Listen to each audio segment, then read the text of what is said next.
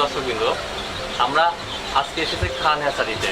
আপনাদের এক্সক্লুসিভ একটি ভিডিও দেখাবো এই হ্যাচারিতে, এবং এই ভিডিওটিতে আমরা আপনাদের দেখাবো যে কীভাবে ডিমগুলো একটা পর্যায় থেকে আর একটা পর্যায়ে যায়, আর একটা পর্যায় থেকে আর একটা পর্যায়ে, এবং তুরন্তভাবে ডিম থেকে বাচ্চা উৎপাদন হয়। এবং আপনাদেরকে আমরা চিত্র সহ এই প্রামাণ্য ভিডিওটি আপনাদের দেখাবো।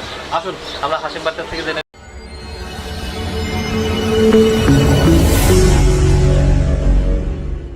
কিভাবে প্রথমে ডিমটা কোথা থেকে ডিমগুলা আপনি প্রথম স্টেপ থেকে বাইরে থেকে ডিমটা আনলেন। আপনাদের এখন আমরা দেখাবো যে কিভাবে ডিমটা শুরু থেকে শেষ পর্যন্ত বাচ্চা উৎপাদন শেষ পর্যায়ে পর্যন্ত কিভাবে ডিমগুলো আর কি পরিচালনা খামারের হ্যাচারির ভিতরে। আসেন ভাই, আপনি আমাদের দেখান।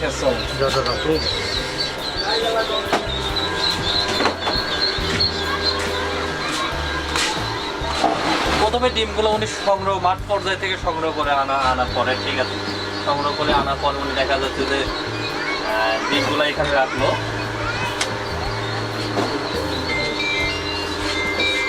তারপর এই যে আপনারা দেখতেছেন ভাই, এটার নাম কি?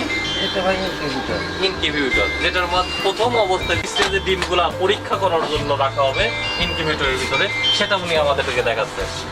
আপনারা দেখতে পাচ্ছেন এখানে সারি সারি ডিম দেওয়া আছে একদম উপর থেকে শেষ পর্যন্ত। ভাই এখানে কতগুলা ডিম আছে মোট?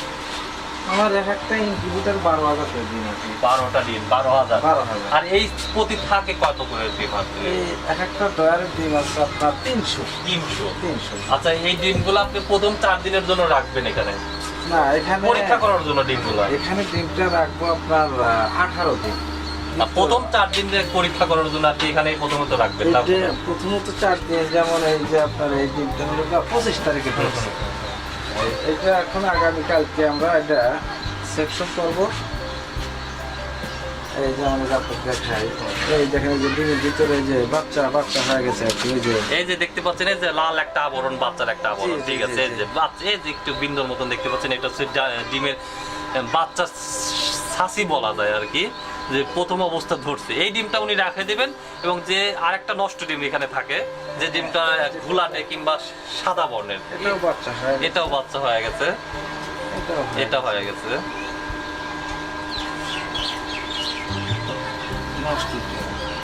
এই যে ডিমটা দেখতে পাচ্ছেন একদম পরিষ্কার, অর্থাৎ এই ডিমটা হচ্ছে বাবা ডিম বলে। এই ডিমটা উনি এখান থেকে 4 দিন পরে সরাই নেবেন। এবং এই ডিমটা আপনারা দেখেন, আমি দেখি এই ডিমটা দেখেন সাধারণ এই ডিমের মতনই, কিন্তু এই ডিমের ভিতরে যে ব্রু হওয়ার কথা ছিল, লাল যে একটু ছোট্ট কোনে ব্রু হওয়ার কথা ছিল, এটা নেই, পরিষ্কার। এই ডিমটা এখনো ভালো আছে। এবং এই ডিমটা এইভাবে আপনি তারপর 4 দিনের পরে এইভাবে 18 দিন রেখে দিবেন। হ্যাঁ, 4 দিন পরে এটা আমরা সেকশন করে, যেটা বাচ্চা আছে ওটা রেখে দেবো, আর যেটা বাচ্চা নেই ওইটা আমরা বের করে, যেটা বাবা বলে ওইটা আমরা বিক্রি করে দেবো, আর যেটা নষ্ট হয়ে গেছে ওইটা আমরা ফেলে দেবো। আচ্ছা, এটা এখন আটকান। এর পরবর্তীতে 18 দিনের পরবর্তীতে আমরা দেখে আসি।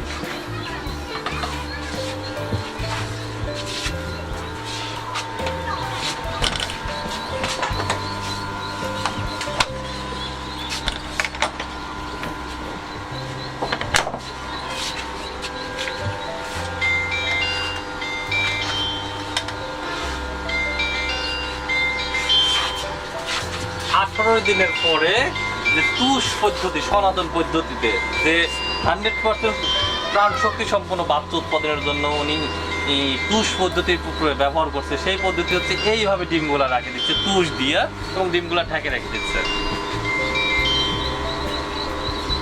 এই 18 দিন পরে আমরা ডিমটা এই জায়গায় নিয়ে আসি। যেমন এই যে ডিমটা আলাদা 13 তারিখে 13/5 মেশিনে ঢুকছে, আর আজকে হলো আপনার 29 তারিখ। তাহলে এটা বয়স কয়দিন হলে হিসাব করেন আপনি 13/5 ঢুকলে পারে 7 দিন 17 দিন। এটা আজকে সকালে আমরা এখানে নিয়ে আসছি আর কি। 17 দিনে মানে 17 দিন মেশিনে রাখছি, আর এই জায়গায় রাখবো আমি 10 দিন, মানে 27 থেকে 28 দিনের মধ্যে এই বাচ্চাটা বের হয়।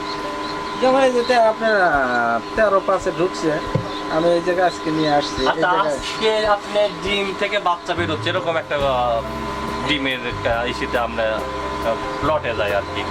ঠিক আছে ভাই, আসি তারপরে আপনি জানেন।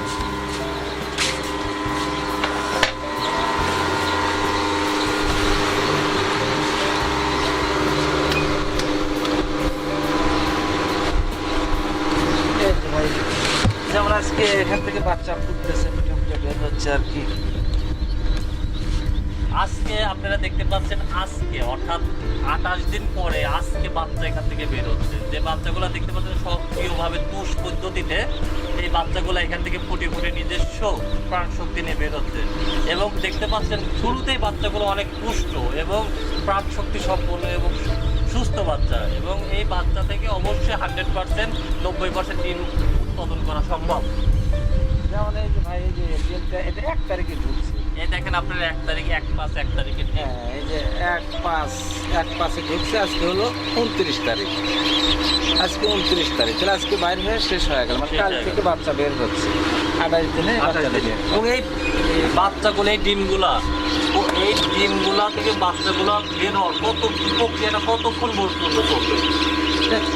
আপনার 10 ঘন্টার মধ্যে বাচ্চা বের হয়ে শেষ হয়ে যাবে। একটু সহজ, এখানে একটা ভিডিওটা এখানে আনেন। এই যে বাচ্চাটা দেখতে পাচ্ছেন, দেখেন এই যে বের হচ্ছে, এই যে একটা ডিম, এই কথাটা এই দেখেন, এই দেখেন সক্রিয়ভাবে বের হচ্ছে। আপনারা দেখতে পাচ্ছেন যে একদম হাতের কোনো স্পর্শ ছাড়া, যান্ত্রিক কোনো স্পর্শ থাকে না, বা ডিম থেকে বাচ্চা বের হচ্ছে। এবং আরেকটা ডিম আপনি দেখতে পাবেন যে এই যে পাশের যে একটা ডিম আছে, এই ডিমটা আমি এই ডিমটা আমি আপনাদের দেখাই। এই যে দেখতে পাচ্ছেন, এই যে একটা ডিম এখন দেখেন ঠুকা এই ডিম থেকে বাচ্চা বের হচ্ছে। একদম ন্যাচারাল প্রাকৃতিক দৃশ্যটা আপনারা দেখতে পাচ্ছেন। এই প্রক্রিয়া থেকে ভাই তারপরে কোন প্রক্রিয়াতে যাচ্ছে? এখান থেকে আমরা বাচ্চাটা যখন বের হওয়ার পরে বাচ্চাটা আমরা আসলে যে আমরা সেকশন করি আর কি। যেমন এখান থেকে বাচ্চা বিক্রির চূড়ান্ত পর্যায়ে, যেটাকে সেকশন বলে, মেয়ে, ফিমেল এবং মেল, ছেলে এবং মহিলা বাচ্চা আলাদা করা হচ্ছে। এবং এখান থেকে 100% মহিলা বাচ্চা খামারিদের মাঝে পৌঁছে দেওয়ার জন্য এবং 100% মহিলা বাচ্চার নিশ্চয়তা দেওয়ার জন্য হাতের মাধ্যমে অভিজ্ঞ লোক দ্বারা বাচ্চাগুলো পরীক্ষা করা হচ্ছে। এবং শুধু মহিলা বাচ্চাদেরকে আলাদা করা হচ্ছে এবং পুরুষ বাচ্চাদের আলাদা হচ্ছে। আপনাদের খামারি ভাইদেরকে আমি বলতে চাই, আশ্বস্ত করতে চাই, আপনি খান হ্যাচারি থেকে 100% মেয়ে হাঁসের বাচ্চা সংগ্রহ করতে পারবেন। এবং ওনারা কোনো ক্রমেই, আপনার যারা খামার করতে চান, ওনারা কোনো ক্রমেই আপনাদেরকে পুরুষ বাচ্চাতে বিভ্রান্ত করবেন না এবং আপনাদেরকে আর্থিকভাবে ক্ষতি করবেন না। আপনারা এখান থেকে বাচ্চা নেবেন এবং 100% মেয়ে বাচ্চা পাবেন এবং উন্নত জাতের বাচ্চাগুলো পাবেন।